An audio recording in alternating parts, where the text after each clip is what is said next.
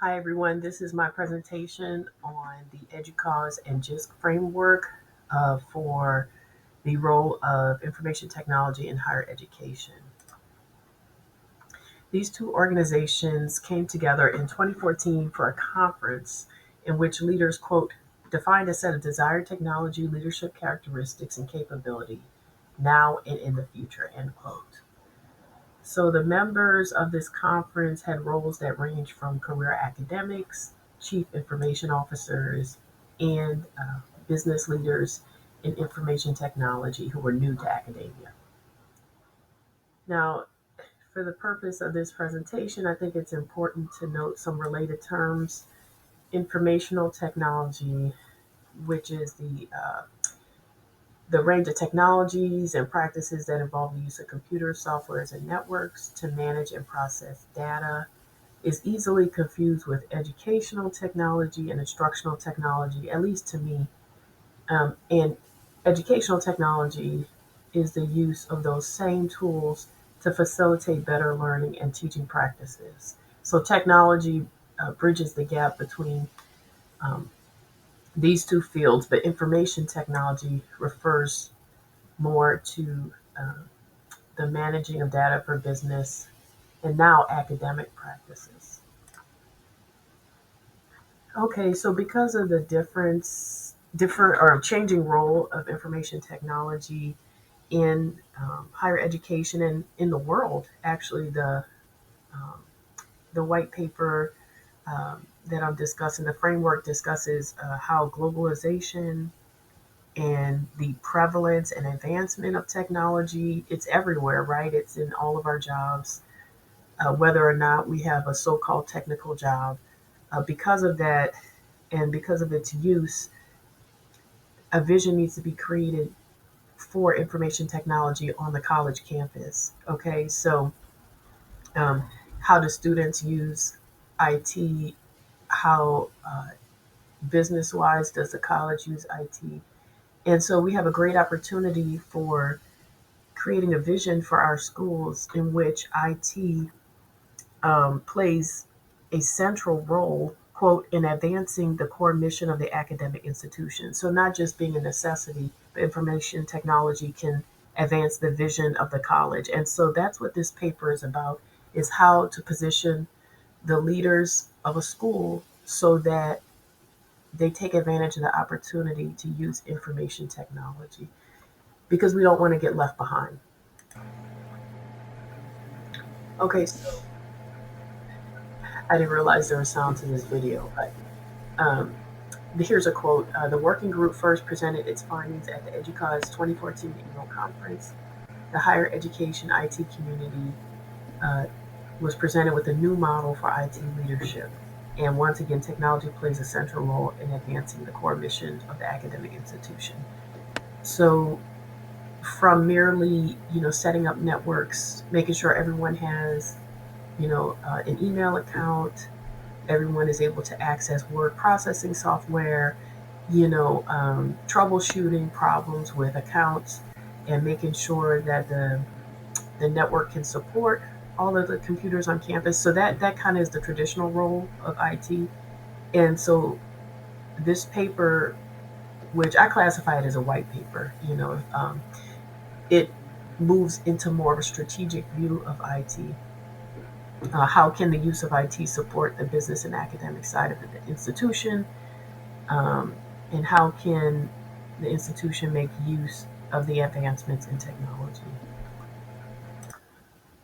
Okay, so in academia, we're well known for silos. Everybody has their own specialty or their own expertise, and there's no communication, or the communication may break down between groups. Okay, and the same is true for the use of information technology. And so this white paper addresses how can schools overcome those barriers. Okay. And the way they suggest we address any barriers and make the most of the opportunity that IT presents is to have an IT leader as part of the executive decision making team. And so they spend a lot of time discussing what is the IT leader? Who is this person? What qualities must this person possess.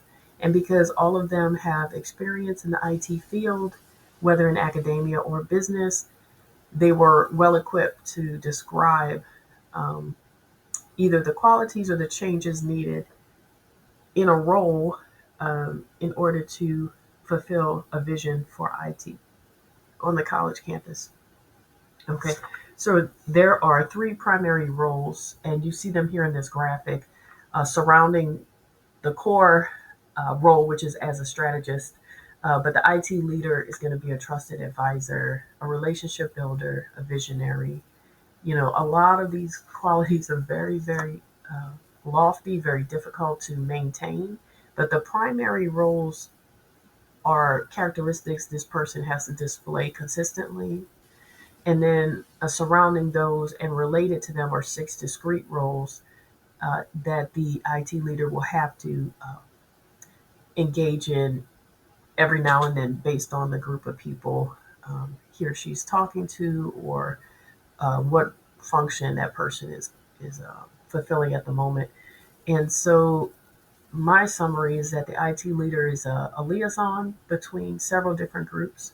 So you have those who are knowledgeable about the technology aspect. You know, what does a computer do? What capabilities does it have? Can every computer run every program? You know, the real nitty gritty of what do we need to have to be able to make something work, to the idealistic or the visionary of, you know, let's flip this campus from mostly in person to we want to reach most of our students virtually and have on and increase our online enrollment. How can we make that happen? And so that person has to be able to cross the bridge between the academic side of what kind of courses and coursework needs to make that happen. So that kind of touches more on the instructional technology side. To the IT information technology side is, do we have the capacity with the resources we have to make that happen? Do we have the support that we need for the troubleshooting that's going to have to happen? So this person is working between multiple groups and has to maintain the vision. And in the document, there was a lot of discussion about how this person has to have the patience and the fortitude to toe the line and really see a project to completion and not give up and start something new. So, just some other facts. Because a lot of diplomacy is required for the IT leader, and I'm thinking at the level of chief information officer, there are various titles and jobs that encompass some aspect of IT leadership. But as far as the chief information officer, a lot of IT professionals say they're not up for the political game, you know. And then for a lot of institutions, the ratio of the focus on more junior level technical functional roles as rather than leadership roles is really uh, low. You know, so the 80% of current IT jobs are focused on the technology installation and support rather than vision and leadership. And so that's what this group is hoping to make changes in. Okay, so as you can see, this is Delgado's webpage, and you have an introduction to what's called the college's executive team and the chancellor. What's interesting about this page is that it represents the second level on the organizational chart. So you have all the vice chancellors, deans, executive deans, but you don't have the chancellor's office, which is where you're going to find the chief officers, including the chief information officer. And I'm not quite sure why that team is not pictured here, but it lends into my theory of the segmentation of offices. And I'll discuss that more on another slide. But these are the forward-facing representatives of the academic um, groups, the different academic groups on campus and offices. And so you're probably more likely to see them on campus if you're a student or faculty member. So that could be one reason why we have a meet page for the vice chancellors and the deans. However, the chief officers work in the chancellor's office, and I'm assuming do not are not forward facing to students. So that might be an explanation.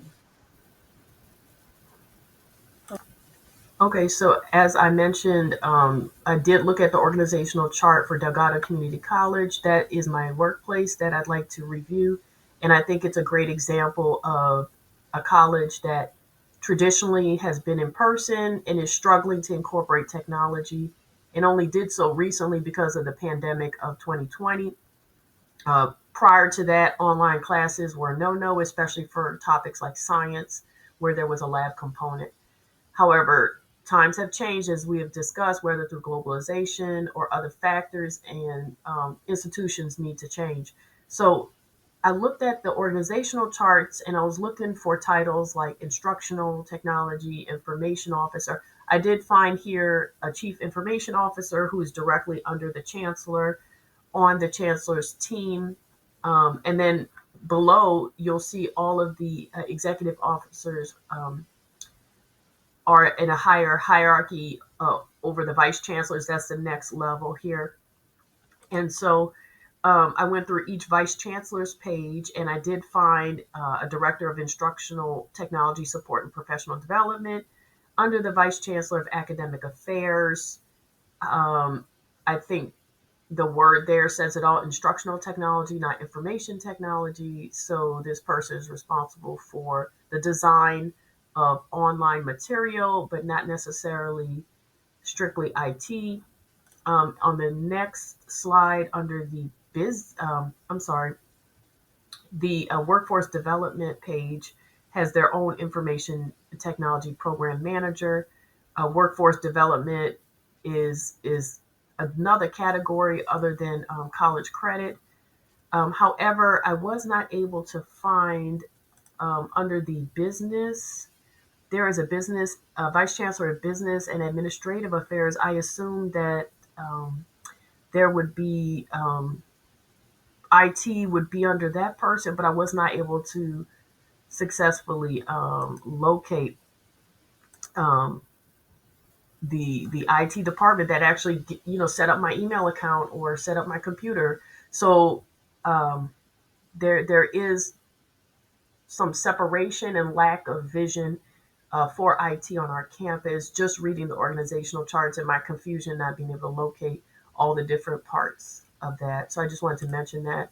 And then also, finally, to conclude, what can this white paper be used for? It can be used for personal and professional development on an institutional level as well as personal level to create or refine job descriptions for the campus. For example, I think several job descriptions could be created for Delgado to assist in creating a vision for the use of IT, both on the instructional side as well as um, under business resources could be augmented through a vision for use of IT. Create institutional objectives. We talk a lot about enrollment at Delgado, which has been in a decline. Why don't we talk about increasing enrollment through online courses or online programs? That's what a lot of other forward thinking institutions are doing to grow. Review performance, so you can review your own performance because there were several qualities. I forget the number, whether 6 or 10 qualities. Well, at least nine. I think 10 qualities, but of the IT leader. And of course, it's impossible to fulfill all of those all the time. But you can use them to see, answer the question, am I an IT leader? And if not, how can I develop 1 or 2 areas to lead the institution more with the use of IT. So, in my opinion, there's several different puzzle pieces that need to be put together. Uh, I think the role of IT and those who represent its role on campus should be more forward facing. Was not able to clearly identify the IT leader and their role on the campus and their vision for the use of IT at Delgado. It should be more integrated, so not so much piecemeal. I do IT this way, you do IT that way. So I think the need for a vision is weaves itself through all these points. And not only should the chief information officer be part of the chancellor's office, but should be represented on the executive team and then filtered down to the student support staff. I used to work in as advisor at Delgado. I should be able to articulate the vision for the use of IT on campus. And here are my references. Thank you very much.